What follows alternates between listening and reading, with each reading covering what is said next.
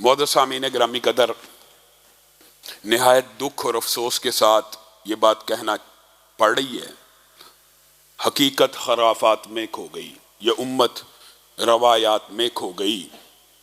آپ نے گزشتہ چند ایام میں سوشل میڈیا کے اوپر حالیہ میلاد النبی کے موقع کے اوپر جو ملک بھر سے ویڈیوز اور مناظر موصول ہوئے خود مشاہدہ کیا۔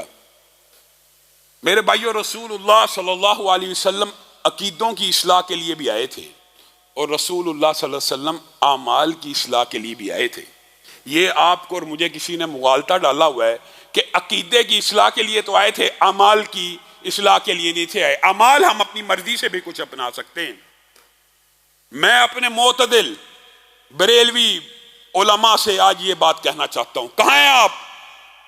ملتان کے اندر ایک غیر محرم لڑکی کو حور بنا کے سٹیج کے اوپر بٹھایا گیا۔ آپ ذرا سی بات کے اوپر توہین رسالت کے فتوے بھی لگاتے ہیں اور توہین رسالت کے پرچے بھی کرواتے ہیں۔ کیا رسول اللہ کی پیدائش کے، جس کو آپ مذہبی تہوار مان رہے ہیں، اس کے جلوس کے اندر، یعنی عید میلاد النبی کے جلوس کے اندر موسیقی باج رہی ہو، عورتیں ناچ رہی ہوں، بھنگڑے ڈل رہے ہوں، مسجد میں اذان ہو رہی ہے راجہ بدار پنڈی کا؟ سوشل میڈیا کے اوپر آپ نے کلپس دیکھ لی ہیں۔ ملتان کے اندر ایک غیر محرم لڑکی کو بے حجاب و بے نقاب بٹھا کر اس کے ارد گرد رقص ہو رہے ہیں اور تماش بینی ہو رہی ہے، اس کو درمیان میں بٹھا کے اس کو دیکھا جا رہا ہے۔ راجہ بازار کے اندر مسجدوں میں اذانیں ہو رہی ہیں، بار گیت بھنگڑے چل رہے ہیں، ناچ گانے چل رہے ہیں۔ کیا معاذ اللہ یہ رسول اللہ صلی اللہ علیہ وسلم کی بے حرمتی نہیں ہے کہ رسول اللہ کے نام کے اوپر ڈھول اور باجے؟ کہاں ہیں وہ علماء جو موسیقی کو اجماعی طور پہ مشترکات امت میں سے سمجھتے تھے کہ یہ حرام ہے؟ کہاں ہیں وہ علماء جو ناچ گانے بھنگڑے کو؟ کیسے کیسے ویڈیوز آپ نے سوشل میڈیا کے اوپر نہیں دیکھے؟ دکھ ہوتا ہے۔ اسی لیے ہم یہ کہتے ہیں، اور یہ بات بڑی عجیب ہے کہ ان باتوں کو بھی ہم نے روکنا ہے۔ آپ بھی اپنے حجروں سے باہر نکل جائیے، نکل کر خانقاہوں سے ادا کر رسم شبیری۔ آپ تو اس بات کے صرف فتوے دے چکے ہوئے ہیں کہ یہ چیزیں غلط ہے، روکنا کس نے ہے؟ اگر ہم روکیں گے یا کوئی روکے گا اس کے اوپر تو آپ توہین کا پرچہ کروا دیں گے۔ آپ خود باہر آئیے، آپ خود کہتے ہیں رسول اللہ کا نام ڈھول کے اوپر، سرنگی کے اوپر، طبلے کے اوپر نہیں لینا چاہیے، بھنگڑا ناچ گانا نہیں ہونا چاہیے، تو ان جلوسوں کو کس نے روکنا؟ اور حکومت کہاں ہے؟ کیا رسول اللہ کے نام کے اوپر جو تہوار منایا جا رہا ہے اس میں رسول اللہ کی اتنی بڑی بڑی نافرمانیاں ہوں گی؟ مسجد سے مؤذن کہہ رہا فلاح کی طرف آؤ، من خرج من بیتہ متطہرا، جو اپنے گھر سے وضو کر کے نکلتا ہے، فاجرہ کاجر الحاج المحرم، اس کا اجر ایسے ہے جیسے ایک حاجی کا ہے۔ یہ رسول اللہ کی حدیث ہے۔ اذان ہو رہی ہے، باہر لڑکے ناچ گانا اور بھنگڑے ڈال رہے ہیں، پھر میں اور آپ کس منہ سے اعتراض کرتے ہیں کہ انہوں نے مسجد وزیر خان کے بعد بھنگڑا کیا ہے اور رقص ڈالا ہے؟ اگر آپ مذہب کے نام کے اوپر ڈھول کی تھاپ پہ رقص کر سکتے ہیں تو وہ تو لادین ہیں، ان کو بھی پھر کرنے دیجیے۔ آپ کا اعتراض لغو ہے۔ اگر عورتوں نے بے حجاب و بے نقاب ہو کر شو پیس بن کر لوگوں کی آنکھوں کو گرمانا ہے تو پھر آپ عورت مارچ کے خلاف جو آواز اٹھاتے ہیں وہ بھی غلط ہے، ان کو بھی کرنے دیجیے۔ آپ نے دین کے نام پہ دین کا جنازہ نکال دیا، کیا فتوے دے دینا کافی ہے؟ مفتی منیب صاحب فتویٰ دے دیا کہ یہ حرام ہے، روکنا کس نے ہے؟ آئیے باہر آئیے، نکلیے۔ اس طرح کے ہڑبونگ اور رسول اللہ صلی اللہ علیہ وسلم جو موسیقی کے آلات کو توڑنے کے لیے آئے، جن کو نبی جہاد، نبی تلوار کہا گیا، شمشیر و ثنا اول، طاؤس و رباب آخر، جس نبی کا یہ اعزاز ہے، اس نبی کے امتیوں کو بھنگڑے والے محبان رسول چاہیے، ناچ گانے والے جو نماز کے ٹائم کے اوپر مسجدوں کے باہر ناچ اور گانا کرتے رہیں اور ان کو کوئی روکے ٹوکے، اے جی گستاخ نے، اے جی وابی نے، اے جی میلاد دے منکر نے، کیسی جاہلیت کی باتیں نہیں کی گئی۔ میں بریلوی سنجیدہ علماء کو، راغب نعیمی صاحب کہاں ہیں آپ، علامہ سعید اسد صاحب، مفتی منیر صاحب، آپ جیسے اکابرین اگر حجروں سے باہر نکل کے ان کو نہیں روکیں گے تو آپ دین کا جنازہ اپنے ہاتھوں سے اٹھا رہے ہیں، آپ دین کا جنازہ اپنے ہاتھوں سے نکال رہے ہیں۔ وہ آپ نے اس طرح کے جو حالات کو بٹھایا ہوا ہے، جو ماں بہن کی گالیاں نکالتے ہیں اور خوابیں بیان کرتے ہیں رسول اللہ نے معاذ اللہ ڈھول بجائے، ماں بہن کی گالیاں نکال کے کہہ رہے ہیں ساری زندگی ساڈی انہاں نوں دلائل دین تے لنگ جاندی ہے، اور ساتھ گالیاں نکال رہے ہیں۔ میلاد کا منکر کافر، میلاد کا منکر کافر، اس طرح کے فتوے لگا رہے ہیں۔ میلاد کا کون سا مسلمان منکر ہو سکتا ہے؟ رسول اللہ کی پیدائش کا کوئی مسلمان منکر ہو سکتا ہے؟ ہاں، تمہارے یہ فتوے بھی اگر لگتے ہیں تو ان کے اوپر ہی لگتے ہیں۔ غور کرنا، جو رسول اللہ کو نور من نور اللہ سمجھتے ہیں، کیونکہ اللہ کا نور کبھی پیدا نہیں ہوا، اللہ کا نور ابدی ہے، قدیمی ہے، اول ہے، اس کی کوئی پیدائش نہیں ہے۔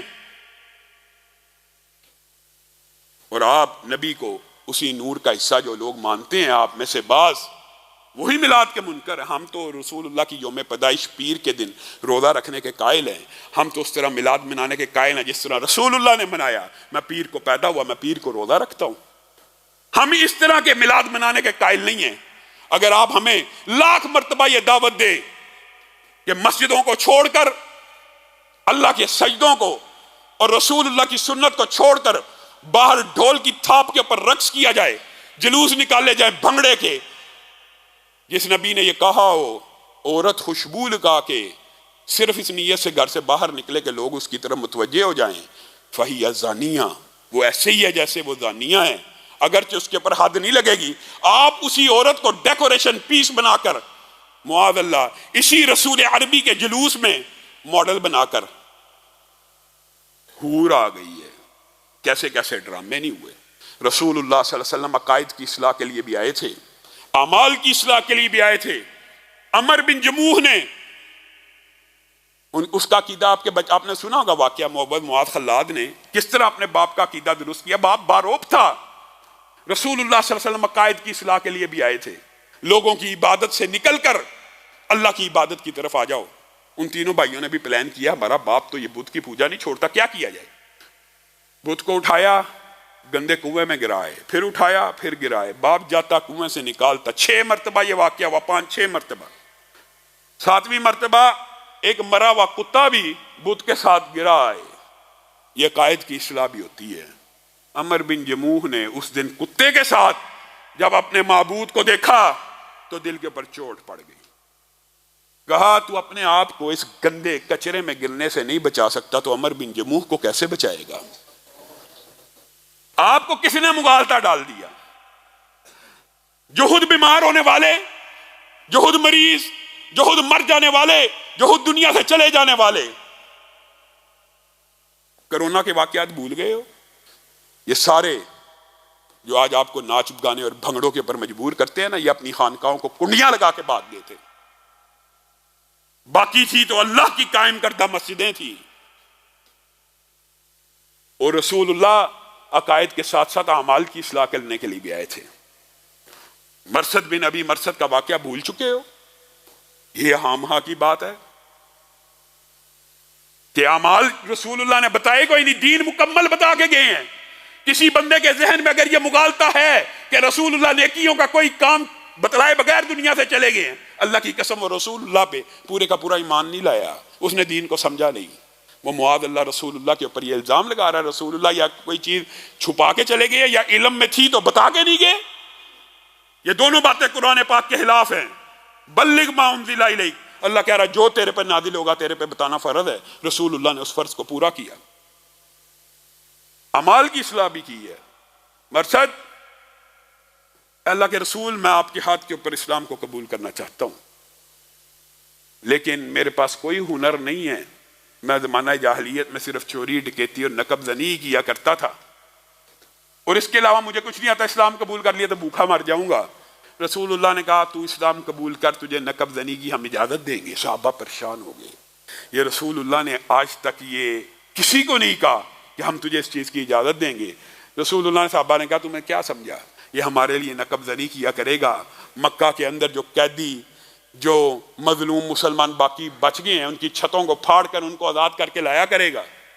وہ گئے، لمبا چوڑا واقعہ مختصر کر کے آپ کے سامنے رکھ کے اپنی بات کو ختم کروں گا۔ جب مکہ پہنچے تو مکہ کی ایک عورت کے ساتھ زمانہ قبل الاسلام ان کے تعلقات تھے۔ اس عورت نے مرثد کی آواز کو، چاپ کو پہچان لیا اور برائی کی دعوت دی۔ مرثد نے کہا ٹھیک ہے، تو بڑی پیاری تھی مجھے، تو بڑی خوبصورت تھی، میں تیرے سے شادی بھی کرنا چاہتا تھا، اور یہی وہ مرثد ہے جن کے لیے قرآن پاک میں آیت بھی نازل ہوئی تھی، رسول اللہ سے اجازت لیتے رہے میں اس سے شادی کروں۔ اللہ نے کہا نہیں، زانیہ کا نکاح اگر ہوگا تو زانی سے ہوگا۔ یہ آیت مرثد بن ابی مرثد کے حق میں اتری تھی کہ اللہ تعالیٰ نے ان کو مومن مان لیا۔